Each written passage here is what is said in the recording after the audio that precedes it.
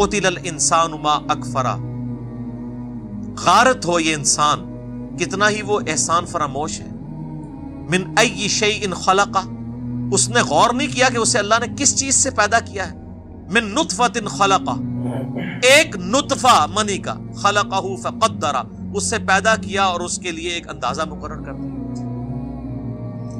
اللہ فرما رہا ہے اتنا احسان فراموش ہے کہ وہ اللہ جس نے اسے ایک بے قدر پانی سے اتنا بڑا انسان بنا دیا ہے، اس اللہ کے سامنے اکڑتا ہے، اس کی نافرمانی اختیار کرتا ہے۔ اس کی حیثیت کیا ہے؟ ایک بے قدر پانی جس کا ذکر کرتے ہوئے بھی لوگ کراہت کے ساتھ ذکر کرتے ہیں، عموماً اپنی گفتگو میں اس پانی کا ذکر کرنا گوارا نہیں کرتے۔ یہ ہے اس کی ابتدا۔ ثم السبیل یسرا، پھر اس کے لیے راستہ آسان کر دیا۔ ایک معنی اس کا یہ ہے کہ اللہ تعالیٰ انسان کو کس طریقے سے پیدائش کے اس مرحلے سے گزارتا ہے اور ایک راستہ آسان کر کے وہ دنیا میں آ جاتا ہے، اور ایک یہ ہے کہ زندگی میں اسباب اسے مہیا کرتا ہے کہ وہ یہاں پہ زندگی گزارے۔ ثم اماتہ واقبرہ، پھر اسے موت مل جاتی ہے اور وہ قبر میں پہنچا دیا جاتا ہے۔ عموماً قبر میں پہنچایا جاتا ہے، بعض اوقات قبر میں نہیں بھی پہنچایا جاتا تو وہ جہاں پر ہوتا ہے وہی اس کی قبر ہوتی ہے۔ اگر کوئی سمندر میں غرق ہو گیا، سمندر ہی اس کی قبر ہے، اس کی قبر ہے۔ کوئی شیر کے پیٹ میں چلا گیا، وہ شیر کا پیٹ اس کی قبر ہے۔ کوئی ہواؤں میں بکھر گیا ایئر کریش میں، اس کے لیے قبر وہ ہے۔ ثم اذا شاء انشرا، پھر جب وہ چاہے گا اسے دوبارہ زندہ کر۔ اللہ سے بھاگ کے نہیں کوئی کہیں جا سکتا۔ اب تو کہتے ہیں کہ مر جائیں گے، مر کے بھی نہ چین پایا تو کدھر جائیں گے، مر کے بھی چین نہیں۔ دیکھیں نا، آپ لوگ خودکشی کر لیتے ہیں، وہ جو خودکشی جس نے کر لی وہ تو مارا گیا۔ بخاری مسلم میں حدیث ہے، جس شخص نے خودکشی کی تو وہی عذاب اسے دوزخ میں دیا جائے گا۔ اگر کسی نے اپنے آپ کو چھرے سے مارا تو اس کے ہاتھ میں چھرا دے دیا جائے گا، وہ بار بار اپنے آپ کو قتل ہی کرتا رہے گا اور اسی تکلیف سے گزرے گا۔ بولے اعوذ باللہ تعالی، اعوذ باللہ تعالی۔ کلا لما یقضی ما امر، یقیناً اللہ اکبر، وہ بجا نہ لایا جو اللہ نے اسے حکم دیا تھا، یعنی قیامت کے دن نافرمان کا نقشہ کھینچا جائے۔ فَلْيَنْظُرِ الْإِنسَانُ إِلَىٰ طَعَامِهِ، کیا انسان نے اپنے کھانے کے اوپر کبھی غور نہیں کیا؟ أَنَّا صَبَبْنَا الْمَاءَ صَبًّا، بے شک ہم نے زور سے پانی برسایا۔ ثُمَّ شَقَقْنَا الْأَرْضَ شَقًّا، پھر ہم نے زمین کو پھاڑا۔ فَأَنبَتْنَا فِيهَا حَبًّا، پھر ہم نے اس میں سے اگایا غلہ۔ انسان اپنی خوراک پہ غور کر لینا تو انسان پریشان ہو جاتا ہے۔ یقین کریں، میں تو کبھی تربوز کاٹتا ہوں تو پریشان رہ جاتا ہوں کہ کیا اللہ نے باہر اس کے ایک خول چڑھایا ہے، پھر اس کے اندر کیا مٹھاس رکھی ہے، پھر اس کے اندر سینکڑوں بیج رکھے ہیں اور ہر بیج کے اندر ایک ایک تربوز ہے، اور ایک ایک وہ تربوز جس کے اندر پھر سینکڑوں ہیں۔ یہ آپ جناب فیکٹوریل پرابلم شروع ہوتا جائے گا۔ ایک آپ جو بیج دیکھ رہے ہیں اس میں کروڑوں تربوز ہیں، کیونکہ اس سے ایک تربوز بننا ہے، اس میں سینکڑوں، پھر ہر ایک سے اس طرح سے فشن ریئیکشن سٹارٹ۔ اللہ فرماتا ہے تم اپنے کھانے والی چیزوں پہ غور کرو۔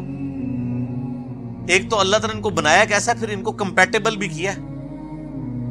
آپ شیر کے سامنے تازہ گھاس لا کے رکھ دیں، کھائے گا؟ کمپیٹیبل ہی نہیں۔ اور بکری کے سامنے آپ بالکل صاف ستھرا قیمہ لا کے سجا کے رکھ دیں، نہیں کھائے، دیکھے گی بھی نہیں اس طرف، سونگ کے پرے کر دے گی۔ کمپیٹیبلٹی نہیں۔ تو صرف خوراک اللہ نے پیدا نہیں کی، ہمیں کمپیٹیبل بھی بنایا۔ سر یہ ہم جو لہسن پیاز یہ جتنی چیزیں کھا رہے ہیں، ان کی اتنی سی مقدار بھی ہمیں موت دینے کے لیے کافی ہو اگر یہ ہمارے جسم کے ساتھ کمپیٹیبل نہ ہو۔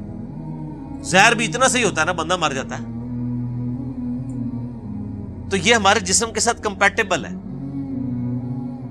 ہم آہنگ ہے کہ ہمارے لیے وہ بینیفیشری ہے، فائدہ مند ہے، نقصان نہیں پہنچا رہا۔ یہ کس نے؟ اللہ نے بنایا اسے۔ اللہ فرماتا ہے اپنی خوراک کے اوپر غور نہیں کیا تم نے؟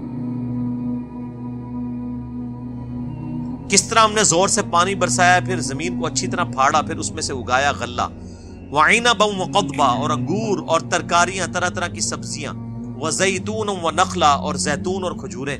اور سر کھجور کے درخت کو دیکھیں کتنی بلندی پہ جا کے اللہ تعالیٰ نے خوشے لگائے ہیں، اور ان کے اندر مٹھاس رکھی ہے۔ جس پانی سے آپ سیراب کرتے ہیں اور جس زمین میں وہ درخت اگا ہوتا ہے وہاں تو دور دور تک مٹھاس ہوتی کوئی نہیں ہے، نمکیات ہی ہوتے ہیں، اور کیا زبردست کھجوریں لگتی ہیں، اور زیتون وحدائق غلبا، اور گھنے باغات، وفاکہۃ وابا، اور پھل اور گھاس، متاعا لکم ولانعامکم، یہ سامان ہے برتنے کا تمہارے لیے اور تمہارے مویشیوں کا۔ اچھا مویشیوں کا ذکر آتا ہے، ہم لوگ عموماً یہ سمجھ رہے ہوتے ہیں ہم نے کون سے مویشی پالے ہوئے، ہم میں سے اکثر لوگوں نے تو نہیں پالے ہوئے سوائے گاؤں کے لوگوں کے، وہ کہتے ہیں پتہ نہیں مارا، اور آپ کا بھی ذکر ہو رہا ہے سر یہ جو آپ دودھ پی رہے ہیں یہ کسی نے مویشی پالے ہوئے ہیں تو ان کا دودھ آپ تک آ رہا ہے۔ آج دودھ ختم ہو جائے نا انسانیت ختم ہو جائے۔ یہ تو بچہ بڑا ہوتا ہے تو باقی چیزیں کھا رہا ہے نا، جو چھوٹا بچہ ہے 1.5-2 سال تک وہ کس چیز کے اوپر زندہ ہوتا ہے؟ دودھ۔ تو دودھ کہاں سے آ رہا ہوتا ہے؟ انہی مویشیوں سے آ رہا ہوتا ہے۔ دودھ صرف ختم کر دیں انسانیت ختم ہو جائے، اور اللہ فرما رہا ہے ان مویشیوں کی خوراک بھی ہم زمین سے پیدا کر رہے ہیں۔ اگر زمین سے خوراک پیدا ہی نہ ہو، مویشی زندہ ہی نہیں رہیں گے، اور جب مویشی نہیں رہیں گے تو انسانیت کہاں سے رہے گی؟ ہماری بھی خوراک ختم ہو جائے گی۔ سر یہ جتنی باتیں اللہ تعالیٰ گنوا رہا ہے نا، اس کے بعد اگر کسی کو یہ وہم بھی آ جائے گا کوئی بزرگ بھی کچھ کر سکتا ہے تو اپنے دماغ کا علاج کروائے۔ اور سر بزرگوں کو تو یہ پتہ ہی نہیں تھا کہ یہ گھاس اگتی کیسے ہے، سوائے اتنا ڈیٹا جتنا قرآن میں آیا ہے، وہ بھی اگر انہوں نے قرآن ترجمے سے پڑھا ہو۔ باقی سائنس آج ہمیں ڈیٹیلز بتا رہی ہے کہ یہ ایک بیج جو ہے اس کے اندر اتنا ڈیٹا موجود ہے جتنی انسانی تاریخ میں کتابیں لکھی گئی ہیں۔ تو کوئی شخص کہتا ہے جی نگاہ مار کے کوئی ایسے کر سکتا ہے؟ کوئی ایک بیج نہیں، زمین و آسمان کی ساری مخلوقات، جن فرشتے پیغمبر مل کے بھی ایک بیج نہیں پیدا کر سکتے۔ درخت بنانا تو بہت بڑی بات ہے، تمہارے لیے اور تمہارے مویشیوں کے لیے چارہ ہے۔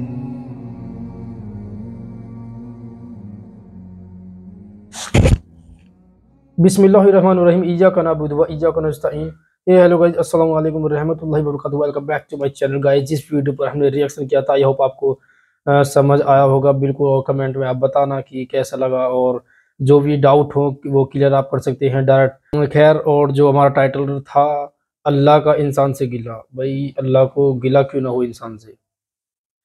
انسان مطلب نافرمانی کرتا ہے اللہ کی اتنی، اور ایک انسان لطف جو گندے پانی جو اس سے پیدا ہوا ہے، یہ صاف صاف بتا رہا، اور سائنس ہی بتا رہی گائز ایسے، اور یہ پتہ کیوں رہی ہے اب 14 سال پہلے سائنس اتنی ایڈوانس تھی نہیں، تو قرآن میریکل، اور ہم بتا دیں گے گائز، اور جو بتایا تھا نہیں کہ بخاری حدیث میں جو انجینئر صاحب نے بتایا کہ حدیث تھی کہ سوسائڈ کرنے والے کو تو بس معاملہ بس اللہ رحم کرے، بس اگر وہ چھری سے مرا ہے تو عذاب بھی اس کا ایسے ہی ہوگا، اور مطلب چھری سے کرتے رہے گا، اور جیسے بھی آدمی جس سچویشن سے سوسائڈ کرتا ہے، تو گائز اللہ ہم سب کو سوسائڈ سے بچائے، ہم سب کی حفاظت کرائے، اور جو لوگ نا امید ہیں بالکل، بھائی گائز آپ ویڈیو ان تک پہنچائیے ہمارا، تاکہ ان کو احساس ہو بھائی سوسائڈ نہیں کرنا چاہیے۔ کیوں نہیں کرنا چاہیے؟ پھر ورنہ ایسا ہوگا، حالات بہت برے بدتر ہو جائیں گے، ورنہ انسان سوچتا ہے نا کہ موت کے بعد کچھ نہیں ہے، موت کے بعد تو اصلی زندگی شروع ہونے والی ہے، حساب کتاب جو ہونے والا ہے۔ اور گائز ہماری انٹرسٹنگ جو ویڈیو اپلوڈ ہو رکھی ہیں پہلے سے بھی، وہ بھی آپ دیکھیں۔ ہم نے ایتھسٹ کے بارے میں بھی کرا ہے کہ بھئی ایتھسٹ جو مطلب ایتھسٹ ہوتے ہیں جو گوڈ کو مانتے نہیں ہیں، جو گوڈ پہ وشواس ہی نہیں کرتے، انہیں بولتے ہیں ایتھسٹ، تو ان کو بھی پروو کرنے کے لیے، اور قرآن سے اور آج کے ٹائم پر سائنس سے، تو دونوں کو میچ کر کے بالکل فٹ بیٹھ رہا ہے، یہ ہم نے اپلوڈ کی ہوئی ہے، یہ انجینئر صاحب کی ہے ہماری ویڈیو، وہ بھی آپ دیکھیں۔ تو گائز ایسے ہی پھر ملتے رہیں گے، تب تک کے لیے السلام علیکم ورحمۃ اللہ وبرکاتہ۔